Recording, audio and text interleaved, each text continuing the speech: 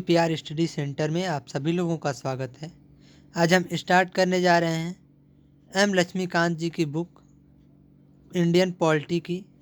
इसका first chapter हम लोग इस वीडियो में डिस्कस करेंगे और बहुत ही डीप नॉलेज मतलब एक एक पॉइंट को हम लोग डिस्कस करेंगे कि क्या कब कैसे हुआ था।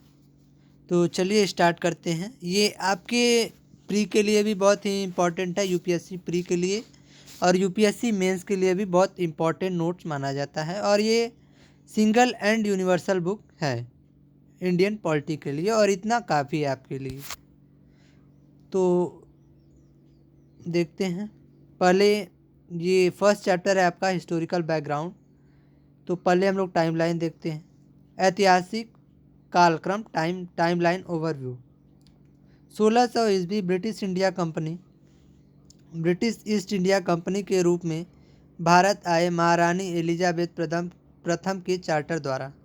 ये जो ईस्ट इंडिया कंपनी थी वो कब भारत आई थी? 1600 ईस्वी में भारत आई थी। और किसके परमिशन से आई थी? महारानी एलिजाबेथ प्रथम के चार्टर द्वारा। और 1765 कंपनी को बंगाल, बिहार और उड़ीसा की दीवानी मतलब राज एवं दीवानी न्याय के अधिकार, मतलब राजस्व का अधिकार उनको दिया गया था। वही दीवानी का मतलब है, उनको राजस्व का अधिकार दिया गया था। यहाँ से क्षेत्रीय शक्ति बनने की प्रक्रिया शुरू हुई। मतलब 1600 में वो भारत आए, ईस्ट इंडिया कंपनी भारत आई और 1765 में उनको बंगाल, बिहार और उड़ीसा की दीवानी मिल गई, मतलब उनको वहाँ का एडमिनिस्ट्रेशन मिल गया। और इसके बाद देखिए क्या है, 1858 सिपाही विद्रोह के बाद ब्रिटिश ताज क्राउन ने शासन का उत्तरदायित्व प्रत्यक्ष अपने हाथों में ले लिया। जो 1858 का रिवॉल्ट हुआ था, 1857 की जो क्रांति हुई थी उसके एक साल बाद 1858 में जो ब्रिटिश शासन थी उन्होंने मतलब सारा शासन अपने हाथ में ले लिया था। और 15 अगस्त 1947 में भारत आज़ाद हुआ था। 26 जनवरी 1950 में संविधान लाया गया था। संविधान सभा का गठन 1946 में हो गया था। और आगे देखते हैं, कंपनी का शासन कब तक था? 1773 से 1858 तक। और सम्राट का शासन कब तक था? 1858 से 1947 तक। मतलब 1773 से 1858 तक कंपनी शासन की थी, ईस्ट इंडिया कंपनी शासन की थी। और 1858 के बाद सम्राट मतलब वहाँ के लोग डायरेक्ट इंडिया पर रूल करने लगे थे। कंपनी का शासन, पहले ये देखते हैं कि कंपनी का शासन मतलब कैसा था, उनके राज्य में कैसे शासन करते थे वो। 1773 का रेगुलेटिंग एक्ट ऑफ 1773, संवैधानिक महत्व कॉन्स्टिट्यूशनल इम्पोर्टेंस। इस अधिनियम का अत्यधिक संवैधानिक महत्व था। पहला है आपका, भारत में ईस्ट इंडिया कंपनी के कार्यों को नियमित और नियंत्रित करने की दिशा में ब्रिटिश सरकार द्वारा उठाया गया यह पहला कदम था। कौन सा कदम? Regulating act. इसके द्वारा पहली बार कंपनी में के प्रशासनिक और राजनीतिक कार्यों को मान्यता मिली। इसके द्वारा भारत में केंद्रीय प्रशासन की नींव रखी गई। अधिनियम की प्रमुख विशेषताएं, कुछ विशेषताएं यहाँ पे दी गई हैं इस अधिनियम से रिलेटेड। बंगाल के गवर्नर को बंगाल का गवर्नर जनरल पद नाम दे दिया गया। जो बंगाल का गवर्नर था उसे बंगाल का गवर्नर जनरल बना दिया गया, उस पद का नाम चेंज कर दिया गया। सहायता के लिए 4 सदस्यीय कार्यकारी परिषद का गठन किया गया। प्रथम गवर्नर जनरल कौन था? लॉर्ड वारेन हेस्टिंग प्रथम गवर्नर जनरल थे। मद्रास एवं बम्बई के गवर्नर बंगाल के गवर्नर जनरल के अधीन हो गए। पहले सभी प्रेसिडेंसियां एक दूसरे से अलग थीं। अलग हो गए मतलब अधीन हो गए, मतलब वो बंगाल के गवर्नर जनरल के अंडर में आ गए। और उसके बाद सुप्रीम कोर्ट बनाया गया कलकत्ता में। 1774 में सुप्रीम कोर्ट की स्थापना हुई थी। और इसकी संरचना क्या थी?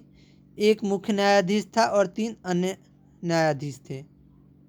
और कंपनी के कर्मचारियों को निजी व्यापार करने और भारतीय लोगों से उपहार व रिश्वत लेना प्रतिबंधित कर दिया गया। ब्रिटिश सरकार का कंपनी पर नियंत्रण सशक्त हुआ। कोर्ट ऑफ डायरेक्टर्स कंपनी का गवर्निंग बॉडी के माध्यम से राजस्व, नागरिक और सैन्य मामलों की जानकारी ब्रिटिश सरकार को देना आवश्यक कर दिया गया। मतलब जो कंपनी थी वहाँ से जो डाटा मतलब इंग्लैंड पहुँचाना बहुत इम्पोर्टेंट था कि एक एक डाटा इंग्लैंड पहुँचना चाहिए। वहाँ पे जो भी लोग हैं, जो भी ब्रिटिश सरकार है, उनको मिलना चाहिए। और अमेंडिंग एक्ट ऑफ 1781 1781 का संशोधन अधिनियम, रेगुलेटिंग एक्ट ऑफ 1773 की खामियों को ठीक करने के लिए ब्रिटिश संसद ने अमेंडिंग एक्ट ऑफ 1781 को लाया। 1773 में जो रेगुलेटिंग एक्ट आया था उसमें जो भी कमियां थी उसको सही करने के लिए कौन सा एक्ट लाया गया था? अमेंडिंग एक्ट ऑफ 1781 1781 का संशोधन अधिनियम। अन्य नाम इसका एक और नाम था act of settlement.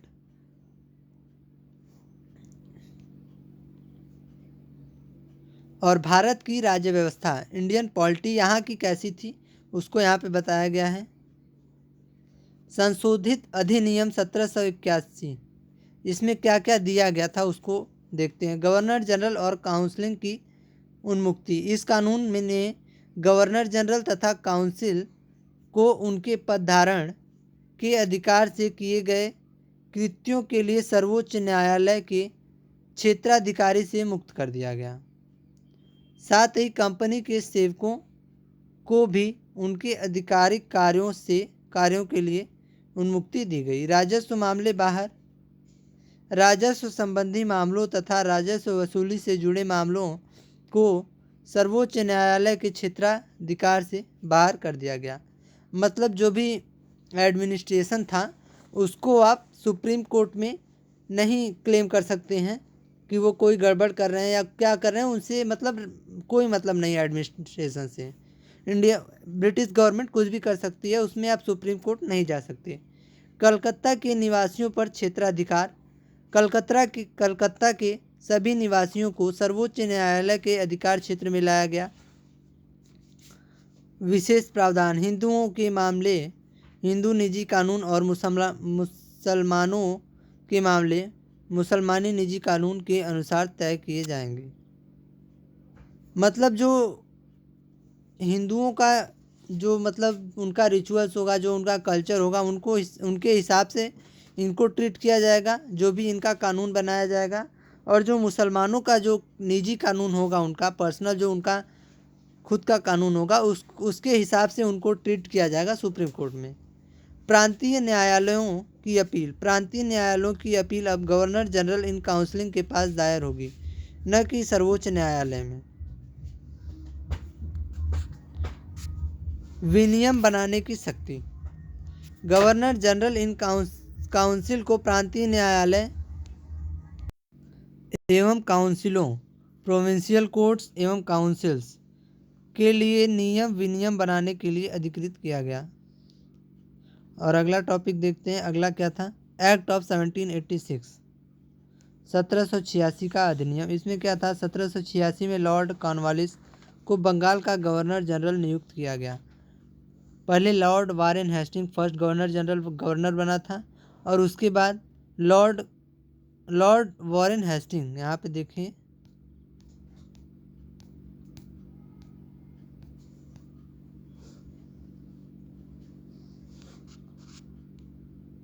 First governor general Lord Warren Hasting. और आगे देखते हैं एक्ट ऑफ 1786। अब कौन था गवर्नर जनरल? Lord Cornwallis. पद स्वीकार करने के लिए उन्होंने 2 शर्तें रखी जिन्हें अधिनियम द्वारा स्वीकार किया गया। मतलब पद स्वीकार करने के लिए इन्होंने 2 शर्तें रखी थी। क्या क्या शर्तें थी? उसे विशेष मामलों में अपनी काउंसिल के निर्णयों का अधिभावी ओवरराइड करने अथवा न मानने का अधिकार हो। मतलब जो भी काउंसिल्स होंगे इनके, मतलब जो भी काउंसिल्स होंगे जो इनके अंडर में होंगे, मतलब वो इनका बात नहीं मानेंगे, ये उनका बात नहीं मानेंगे।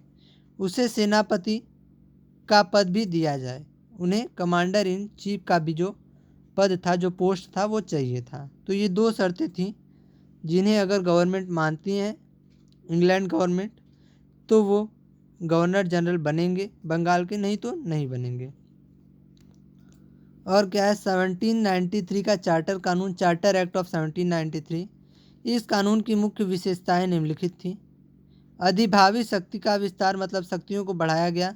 लॉर्ड कॉर्नवालिस को दी गई काउंसिल के निर्णयों के ऊपर अधिभावी शक्ति को भविष्य के सभी गवर्नर जनरलों एवं प्रेसिडेंसियों के गवर्नरों तक विस्तारित कर दिया गया। मतलब जो भी पावर इन्हें दी गई थी वो आगे अब जितने भी गवर्नर जनरल बनेंगे सबको मिलेंगी।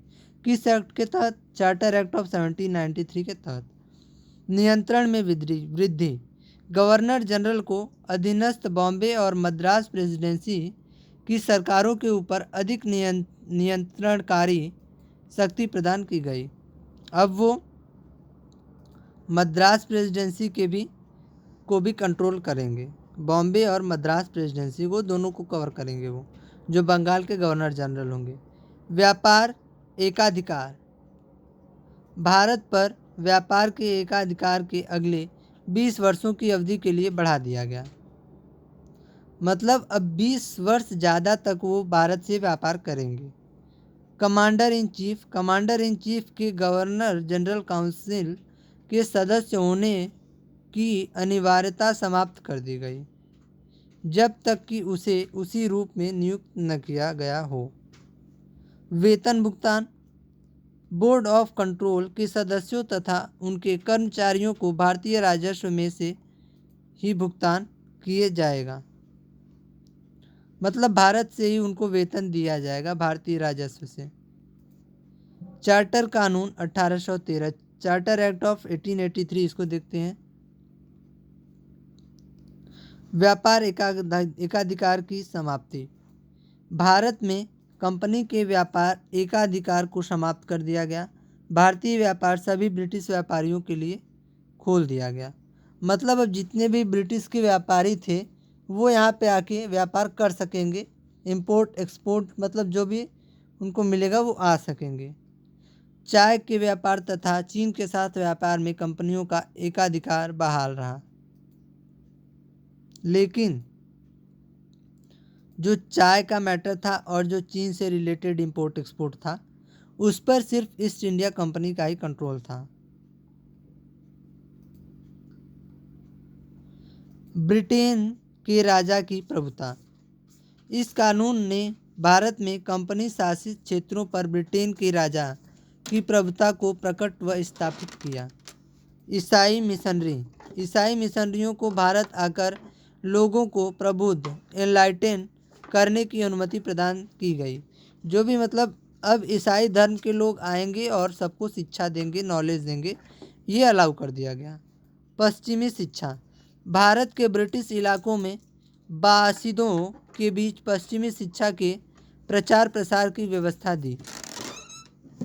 मतलब अब इंग्लिश नॉलेज भी बच्चों को दिया जाएगा। टैक्स लगाने का अधिकार भी दे दिया गया। स्थानीय सरकारों को व्यक्तियों पर कर लगाने के लिए अधिकृत किया। कर भुगतान नहीं करने पर दंड की व्यवस्था भी की गई।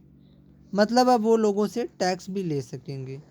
1784 का पिट्स इंडिया एक्ट ऑफ 1784, 1784 में पिट्स इंडिया एक्ट आया था। इसका देखते हैं क्या क्या विशेषताएं हैं। पृष्ठभूमि। रेगुलेटिंग एक्ट 1773 की कमियों को दूर करने के लिए ब्रिटिश संसद ने एक संशोधित अधिनियम 1781 में पारित किया जिसे एक्ट ऑफ सेटलमेंट कहा जाता है। इसके बाद 1784 में पिट्स इंडिया एक्ट अस्तित्व में आया। यहाँ पे 3 एक्ट आपको बताएंगे। 1773 रेगुलेटिंग एक्ट, 1781 संशोधित अधिनियम अमेंडिंग एक्ट ऑफ 1781, और उसे एक्ट ऑफ सेटलमेंट भी कहते हैं। और इसके बाद पिट्स एक्ट ऑफ इंडिया 1784 लाया गया। तो प्रमुख विशेषताएं इसकी क्या थी? कार्यों का पृथक्करण। इस कंपनी के राजनीतिक, पॉलिटिकल और वाणिज्यिक कॉमर्शियल कार्यों के पृथक पृथक कर दिया। द्वैध शासन की शुरुआत, मतलब डबल कंट्रोल, डबल एडमिनिस्ट्रेशन। निदेशक मंडल, कोर्ट ऑफ डायरेक्टर और बोर्ड ऑफ कंट्रोल, यहाँ पे दो एडमिनिस्ट्रेशन सर्विसेज थी, मतलब एडमिनिस्ट्रेटिव बॉडी थी। कंपनी के व्यापारिक मामलों के अधीक्षण की अनुमति दी। और बोर्ड ऑफ कंट्रोल को क्या किया गया? राजनीतिक मामलों के प्रबंधन के लिए एक नया निकाय का गठन किया गया।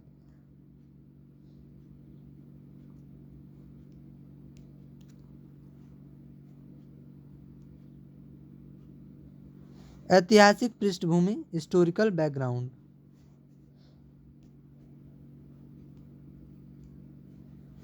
पिट्स इंडिया एक्ट, पिछला संदर्भ मतलब पीछे का ही भाग है। पृष्ठभूमि, पाठ की शुरुआत पिछले पृष्ठ से जारी चर्चा से होती है।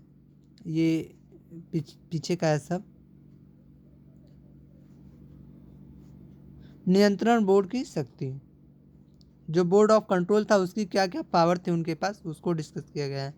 नियंत्रण बोर्ड को यह शक्ति थी कि वह ब्रिटिश नियंत्रित भारत में सभी नागरिक, सैन्य, सरकार व राजस्व गतिविधियों का अधीक्षण एवं नियंत्रण करे। उनको ये पावर दिया गया कि वो सभी नागरिक, सैन्य, सरकार व राजस्व गतिविधियों का अधीक्षण एवं नियंत्रण करे। किसको पावर दिया गया? बोर्ड ऑफ कंट्रोल को, नियंत्रण बोर्ड की शक्ति। इस अधिनियम का क्या महत्व था? भारत में कंपनी के अधीन क्षेत्र को पहली बार ब्रिटिश आधिपत्य का क्षेत्र, ब्रिटिश पोजीशन इन इंडिया कहा गया। ब्रिटिश सरकार को भारत में कंपनी कार्यों और इसके प्रशासन का पूर्ण नियंत्रण प्रदान कर दिया गया। जो ब्रिटिश सरकार थी उसको इस कंपनी का सारा नियंत्रण दे दिया गया। और यहाँ पे है 1833 का चार्टर अधिनियम एक्ट। ब्रिटिश भारत के सेंट्रलाइजेशन की दिशा में यह अधिनियम निर्णायक कदम था। मतलब अब वो डायरेक्ट रूल करना चाहते थे इंडिया पर। किस एक्ट के तहत? Charter act of 1833। इसकी क्या क्या विशेषताएं थी इस एक्ट की?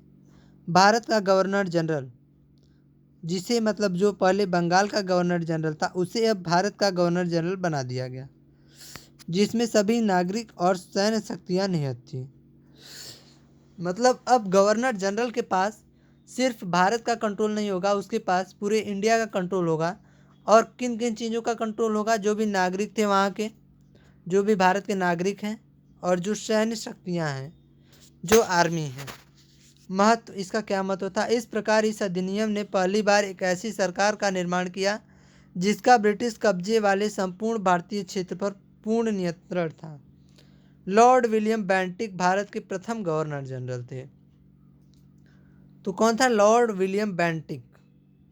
Lord William Bentinck. और लॉर्ड वॉरेन हेस्टिंग बंगाल के प्रथम गवर्नर जनरल थे, जबकि लॉर्ड विलियम बेंटिक भारत के प्रथम गवर्नर जनरल थे। तो देखिए आगे, विधायिका शक्तियों का केंद्रीयकरण। इसने मद्रास और बॉम्बे के गवर्नरों को विधायिका संबंधी शक्ति से वंचित कर दिया। भारत के गवर्नर जनरल को पूरे ब्रिटिश भारत में विधायिका के असीमित अधिकार प्रदान किए गए। मतलब अब उनको पूरे भारत का कंट्रोल था, पूरा अधिकार था भारत पर। शब्दावली परिवर्तन, इसके अंतर्गत पहले बनाए गए कानूनों को नियामक कानून, रेगुलेशन कहा गया, और नए कानून के तहत बनाए कानूनों को एक्ट या अधिनियम कहा गया। जो पहले बनाए गए थे उन्हें रेगुलेटिंग एक्ट कहा गया, और अब जो बनाए जाएंगे उन्हें एक्ट, अधिनियम या एक्ट कहा जाएगा। ईस्ट इंडिया कंपनी का प्रशासनिक कायाकल्प। ईस्ट इंडिया कंपनी का एक व्यापारिक निकाय, कॉमर्शियल बॉडी के रूप में की जाने वाली गतिविधियों को समाप्त कर दिया गया। मतलब अब ईस्ट इंडिया कंपनी व्यापार नहीं करेगी, अब वो डायरेक्ट रूल करेगी इंडिया पर। अब यह विशुद्ध रूप से प्रशासनिक निकाय बन गया, मतलब अब वो एडमिनिस्ट्रेटिव बॉडी बन गया। कौन? East India company. इसके तहत कंपनी के अधिकार वाले क्षेत्र ब्रिटिश राजशाही और उसके उत्तराधिकारियों के विश्वास के तहत ही कब्जे में रह गए। सिविल सेवा असफल प्रयास। चार्टर एक्ट 1883 ने सिविल सेवकों के चयन के लिए खुली प्रतियोगिता का आयोजन शुरू करने का प्रयास किया। इसने कहा कि कंपनी में भारतीयों को किसी पद, कार्यालय और रोजगार को हासिल करने से वंचित नहीं किया जाएगा। हालांकि बोर्ड ऑफ डायरेक्टर्स के विरोध के कारण इस प्रावधान को समाप्त कर दिया गया।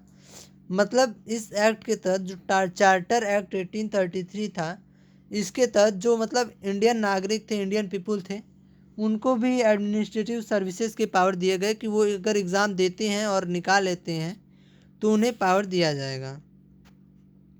1853 का चार्टर अधिनियम, चार्टर एक्ट ऑफ 1853।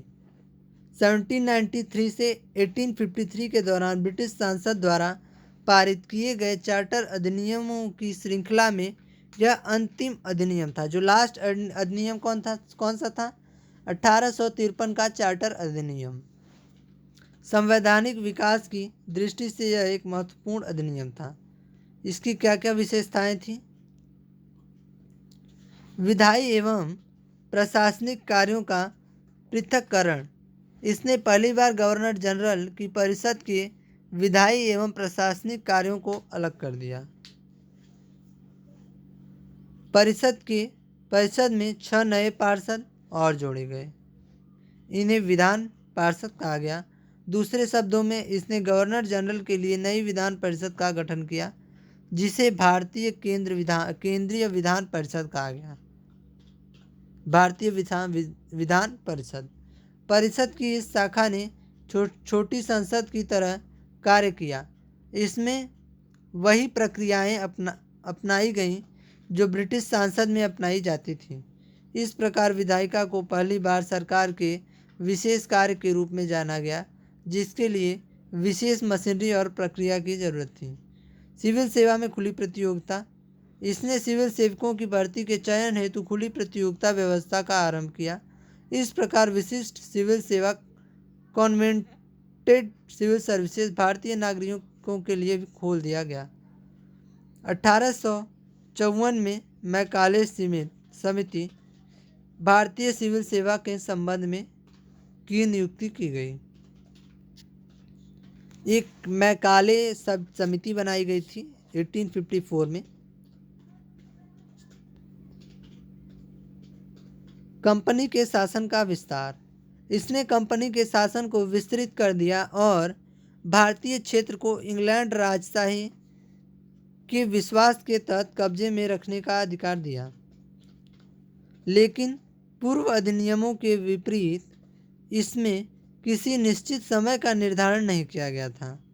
इससे स्पष्ट था कि संसद द्वारा कंपनी का शासन किसी भी समय समाप्त किया जा सकता है।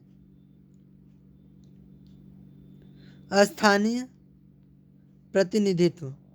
इसने प्रथम बार भारतीय केंद्रीय विधान परिषद में स्थानीय प्रतिनिधित्व प्रारंभ किया। गवर्नर जनरल की परिषद में 6 नए सदस्यों में से 4 का चुनाव बंगाल, मद्रास, बम्बई और आगरा की स्थानीय प्रांतीय सरकारों द्वारा किया जाना था। तो आज के लिए इतना ही। अगले वीडियो में हम आपको इसी चैप्टर का अगला टॉपिक पढ़ाएंगे। तो धन्यवाद। अगर वीडियो अच्छा लगा हो तो लाइक और सब्सक्राइब करना ना भूलें। धन्यवाद।